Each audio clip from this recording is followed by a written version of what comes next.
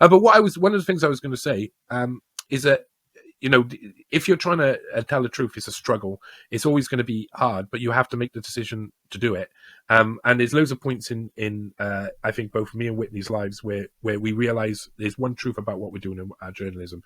They're going to try and censor everything. They're going to try and hide everything, and they're going to try and not put the information. So that's the current situation. That's the status quo. If you went online at December 2020 and you're searching around for information about Klaus Schwab's father, you get unverifiable what are, I suppose, conspiracy theories, unfalsifiable information, or you get just nothing at all, like his Wikipedia page doesn't show anything that you look around is like rare little tiny notes of stuff, but none of it turns out to be true, only little tiny bits. And how do you see truth? Do you see, is that true? If you look at that, and is that true? You only know once you put the whole picture together and everything makes sense and all the sums add up. And so now, if you type in who is Klaus Schwab's father, you get a load of people saying, a load of sites saying basically the same line. It's Eugene Schwab and Erika Schwab, near Precht, birth name. And that information has to be put out on the mainstream. Now, it won't say he was the head of a Nazi model company. They won't go so far, but revealing all of that information has made them step back just a little bit.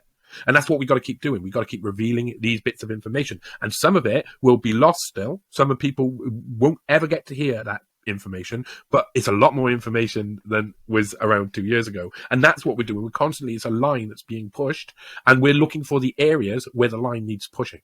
And that's the best way to describe modern, like what I'd see as good investigative journalism. You're looking for where the line needs pushing, and you're pushing it over so their narrative falls apart. And that when people investigate later, they say, oh, well, those guys were lying, or those guys weren't telling us the truth. Those guys, we exposing lies at the same time as telling truths. And that's like a really weird mix. And me and Whitney, we exist. We found a really good balance, because I've got my own interests, she's got her own interests. They sort of run side by side, but we don't really cross over that much. Except for like policies on the weapons stuff, things like that. We don't have to cross over that much. We end up in our own areas where we can both we can have the same effect with our work, getting information they don't want out and keeping it out there so that everybody can see it, everybody knows it, and they can never take it back again. And this is an important thing. This is like the waking up. Information. Once people got information in their brain, they cannot go back to sleep. They cannot forget that information. And so all of the people on the independent media are pushing that line and trying to find out what they want to show you and what they want to hide from you, and then